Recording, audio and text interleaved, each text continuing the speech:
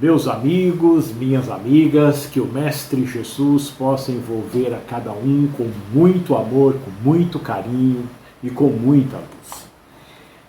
Este é o quadro Conversando sobre Jesus no canal do Lar Ismael no YouTube. Hoje nós temos um assunto muito especial, que é falar sobre os personagens que acompanharam Jesus, que foram muito importantes, com Jesus. E hoje nós vamos falar sobre Maria de Nazaré. É algo muito bonito. Então nós vamos ver no Evangelho de Lucas, no capítulo 1, versículo de 26 a 38. No 6º mês, o anjo Gabriel foi enviado por Deus a uma cidade da Galileia chamada Nazaré, a uma virgem prometida em casamento a um homem chamado José, da casa de Davi. O nome da virgem era Maria. Dirigindo-se a ela, disse: Alegra-te, agraciada, o Senhor está contigo.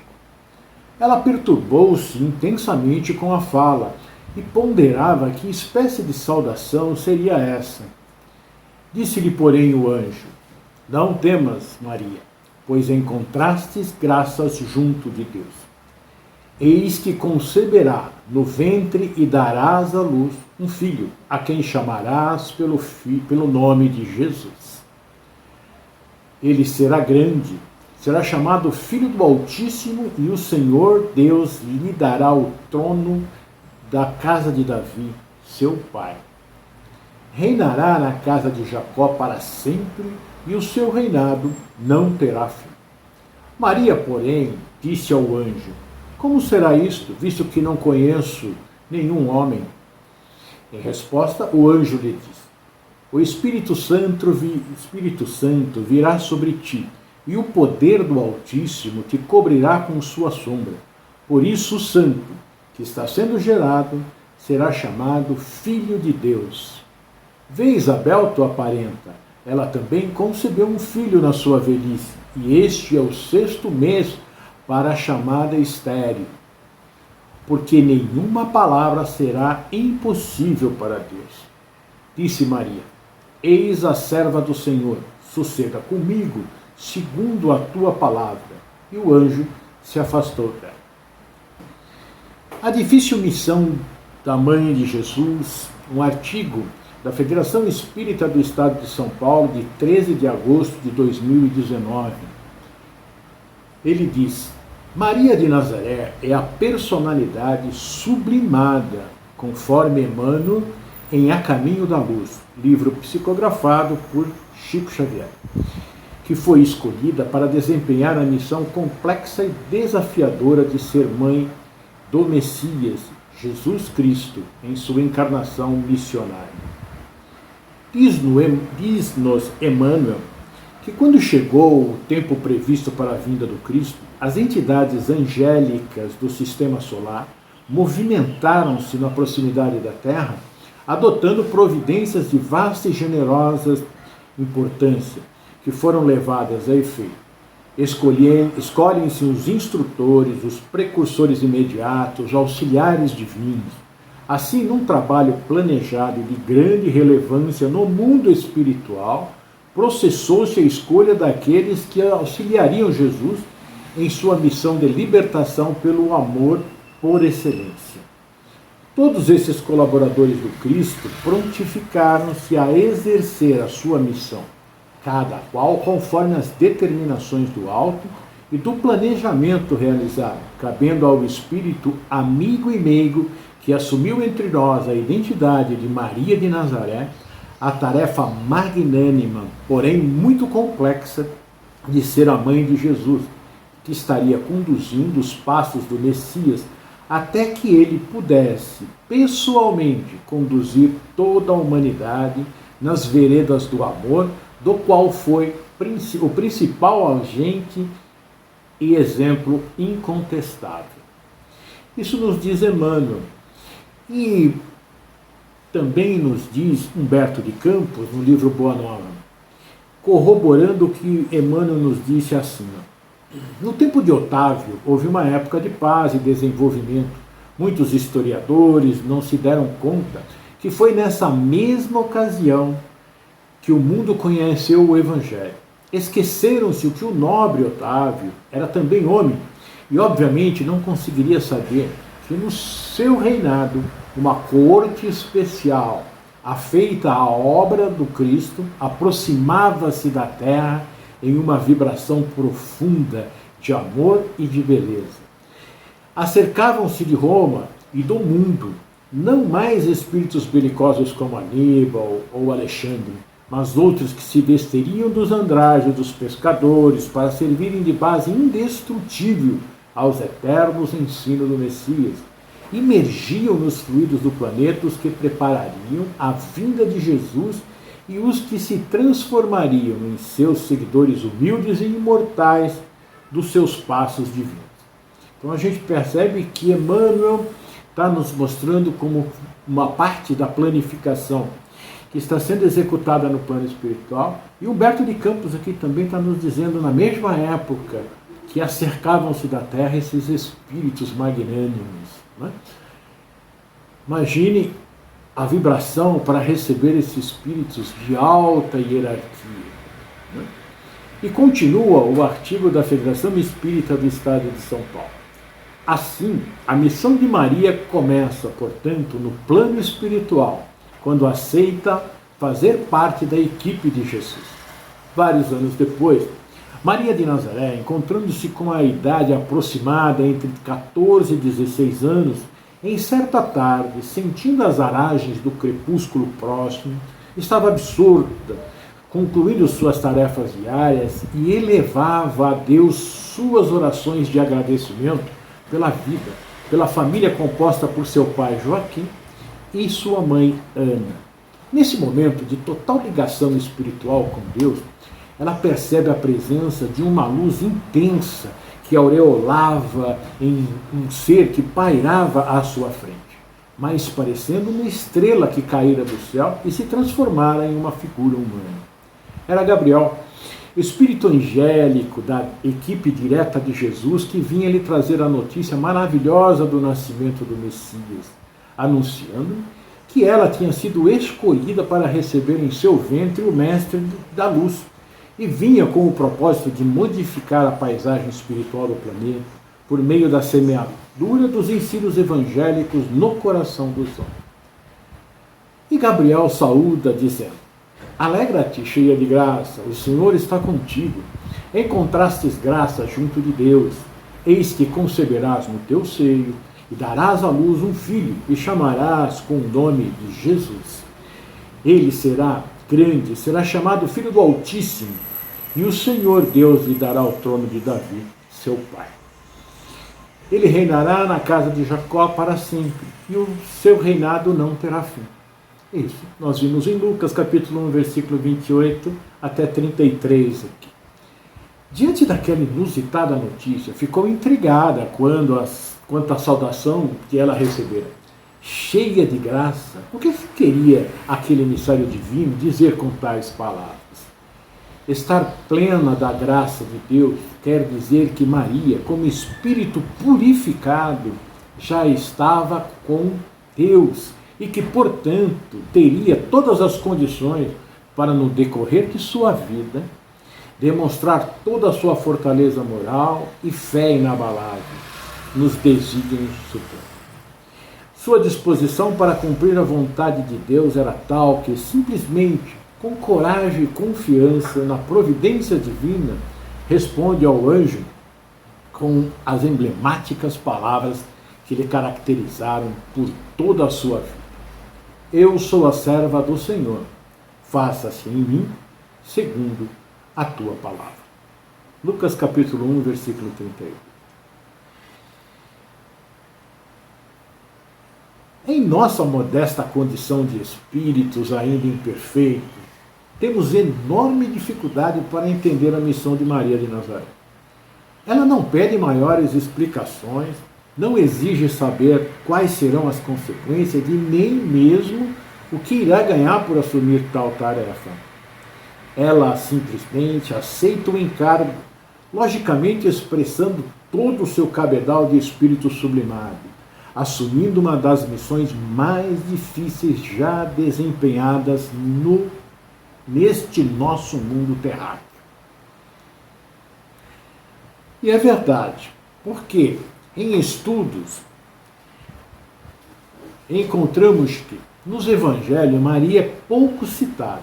Ela aparece em apenas 7 falas e frases que foram dirigidas a ela, 8. E 3 citações. Nós vamos encontrar tudo isso em Mateus capítulo 1 e 2, Lucas capítulo 1, 2, 3 e 4 e João capítulo 1 e 6. O Evangelho de Lucas, né, nós conhecemos que Paulo estava elaborando o Evangelho de Jesus. E quando ele percebe que ele não ia dar continuidade, que ele seria morto antes, ele impede a Lucas, né, que pudesse continuar o Evangelho e escrevê-lo. Mas ele já tinha ido conversar com Maria, Paulo já tinha ido conversar com Maria, mas quer que Lucas vá até lá e converse também com Maria, para colher, né, assim, subsídios para escrever o seu Evangelho. E Lucas faz isso de uma forma brilhante, não só indo conversar com Maria, mas com João, com Filipe, com Bartolomeu, né, com Judas, Tadeu, e com todos os apóstolos, né, aqueles que ele pôde, ele conversou com as pessoas que estiveram mais próximas a Jesus, aquelas que conheceram, que viram os milagres, né, e ele traz um evangelho assim, muito seguro, muito bonito, né? Não que os outros não sejam, logicamente, né? Cada um tem a sua característica. Então, ele está falando da característica de Lucas. Um dia vamos falar da de Mateus, a de Marcos, a de João, fantásticos, né? Maravilhoso. Mas o Lucas ele era médico, então ele tinha um conhecimento maior, né? E ele escreve com muito carinho, com muito amor, assim como os outros. Mas Lucas realmente foi muito a fundo, né, para poder escrever o seu Evangelho. E essas citações de Maria com Lucas, ele esteve lá, então ele conta, porque ele conversou com ela. O artigo continua dizendo assim: agora imaginemos, dentro da nossa condição limitada, como se sentiu Maria ao perceber que seu filho muito amado, sendo rejeitado e mortificado pela ignorância humana, nada podia fazer para impedir o sofrimento daquele que lhe encantara os dias com a luz de sua palavra e seu sorriso. De qualquer forma, precisamos entender que quando Maria afirmou: "Eu sou a serva do Senhor", ela realmente queria dizer isso, ou seja, que compreendia que sua vida seria marcada pela renúncia e pela prática do amor incondicional. Nós temos muito que aprender com Maria, não é? Maria de Nazaré, respaldada por sua posição espiritual superior, aceitava aqueles fatos dolorosos e tristes que lhe causavam pesar profundo, como parte da sua missão que assumira diante de Deus. E, alicerçada pela própria fé inabalável, sofreu, mas sem se revoltar-se, preocupando-se mais em buscar o Filho amado, para ofertar-lhe sua presença amorosa, tentando amenizar as dores e os sofrimentos atrozes pelos quais passava.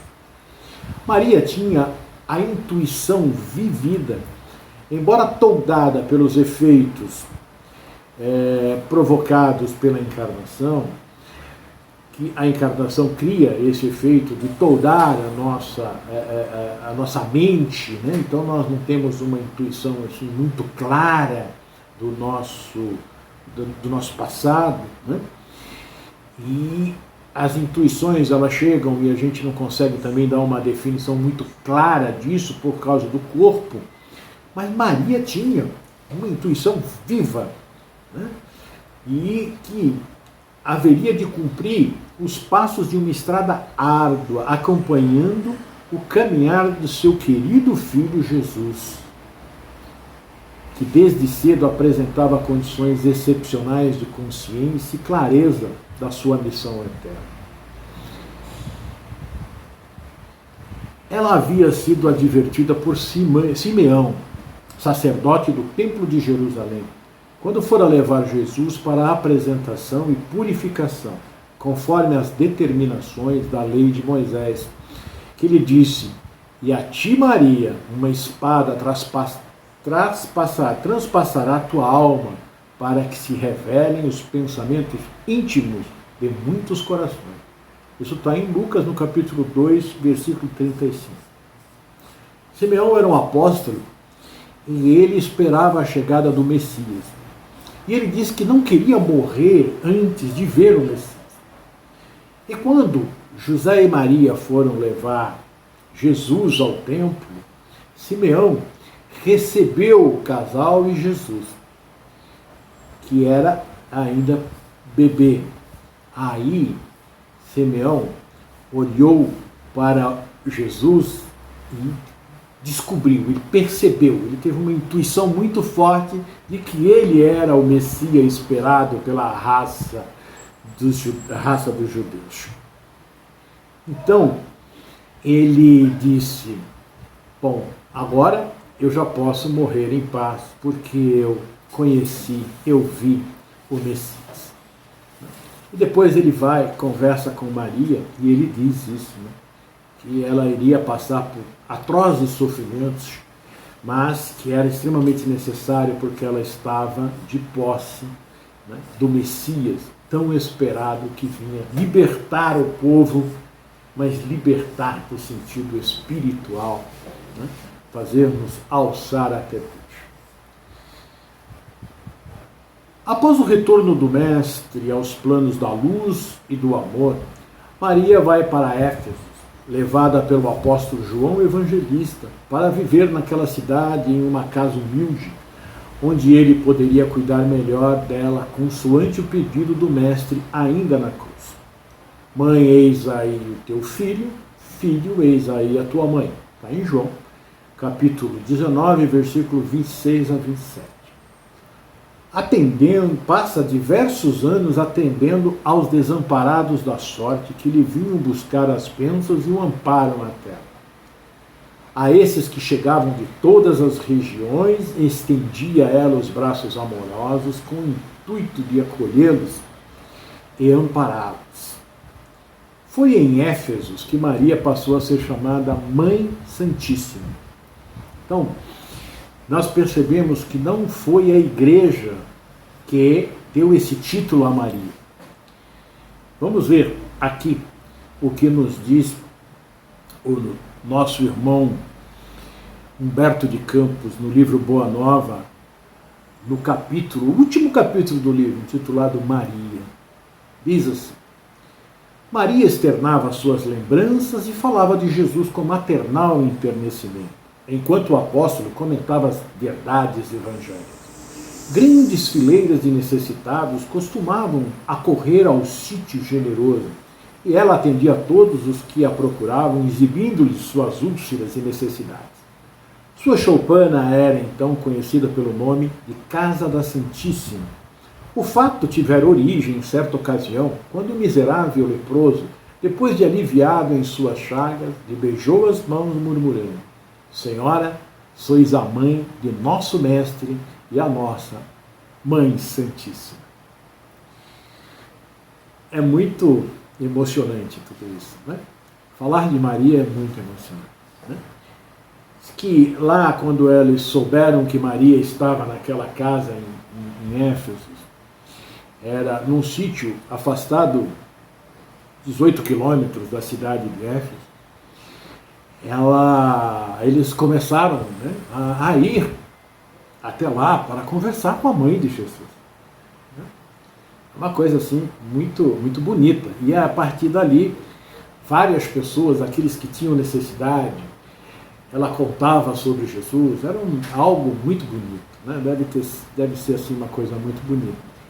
E até hoje tem um ponto lá nesse monte onde ela morava, que o sítio era no alto, e você vê o mar, e é muito bonito. Né? Quem tiver curiosidade, entra no Google, coloca, né, a Casa de Maria em Éfeso e tem uma foto, e é uma paisagem, uma visão muito bonita.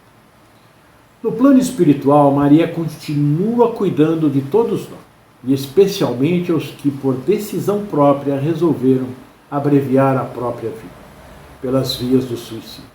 Maria de Nazaré, com sua fraternidade composta por espíritos de elevada hierarquia, recebe, amparam e encaminham a esses nossos irmãos que se deixaram levar pelas dúvidas e desesperanças do que pela fé em Deus, demonstrando assim que não há ninguém desamparado e que seu amor de mãe nos acompanha a todos. Assim é justo e certo que quando estivermos diante de situações assim aflitivas, recorramos ao amor fraterno e maternal de Maria, que jamais nos negará o amparo e o consolo. Que o exemplo de Maria, ao lado de Jesus, sempre resignada e submissa à vontade de Deus, possa nos inspirar para termos coragem, né, diante das situações difíceis que enfrentamos, dando-nos a coragem e a fortaleza necessária para caminharmos em direção da luz e da perfeição. Nós podemos indicar para vocês uma palestra do nosso querido irmão Simão Pedro, chamada Maria, Mãe de Jesus. Essa palestra ele proferiu no Segundo Céu, que é o Congresso Espírita de Uberaba, em 25 de janeiro de 2018. É só lá no YouTube colocar palestra Maria, Mãe de Jesus, né? Simão Pedro, e vocês vão, 1h e alguma coisa, mas é uma palestra, e guarde o lenço, pegue o lenço, bote ali, porque é uma palestra muito emocionante. Ele é um orador maravilhoso e traz para a gente com muita emoção esta vida de Maria de uma forma muito bela. Né? Nós temos também o livro de Maria de Nazaré pelo Espírito de Miramês, também um livro muito bonito. E Humberto de Campos, né? Ele no livro Boa Nova tem uma página de muita beleza sobre a vida de Maria, né?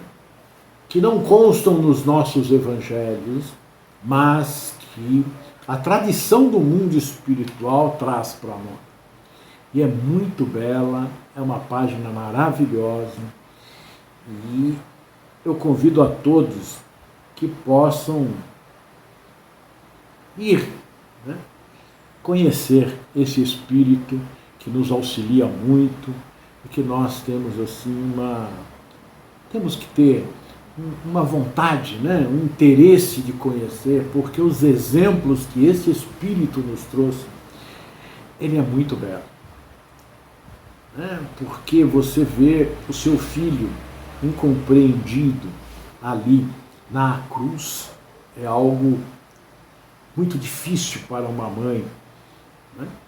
Então, é muito emocionante, mas a mensagem, né, de resignação, de obediência a Deus, é algo que nós temos que pensar sobre isso. Né?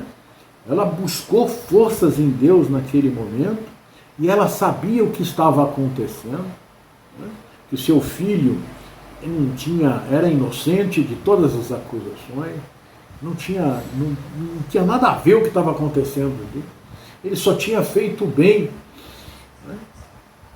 Mas, de qualquer forma, os homens, né, envolvidos na materialidade, envolvidos no seu não perder o seu poder, a sua riqueza e tudo, perderam a vida, porque perderam a sua alma, porque muitos sofreram aqueles espíritos. Muitos já devem estar, né, já já saíram dos tormentos por terem cometido esse delito, né? Judas Iscariotes é um dos exemplos, né? Que teve várias encarnações muito sofridas, mas que Jesus não o abandonou em nenhum momento, e nem Maria, porque veja que Maria, depois que ela termina tudo aquilo, que ela vai para o plano espiritual, ela vai atender aos suicidas e a todos aqueles que então passam por dores muito complicadas, muito difíceis de serem compreendidas. Mas então, meus queridos irmãos, então aí, Maria, um espírito nobre e que nós devemos procurar ir conhecer melhor. Então, Boa Nova, de Humberto de Campos, o último capítulo. Temos a palestra do nosso querido Simão Pedro, Maria, Mãe de Jesus, que é emocionante demais, mas ler também o Maria do Humberto de Campos é muito emocionante. Aliás, falar de Maria é muito emocionante, né? Eu estou extremamente emocionado de ler esse resumo que a gente fez para caber no nosso vídeo, mas despertar em você, né, esse anseio de conhecer nada mais, nada menos do que a Mãe de Jesus. E que ela e ele possam envolvê-los com muito carinho, com muita luz e muito amor. E todos nós possamos sentir esta paz em nossos corações. Na próxima semana nós traremos um novo personagem muito importante na vida de Jesus. Fiquem na paz de Deus. Eu sou Irandi Protásio, um dos membros do Lares.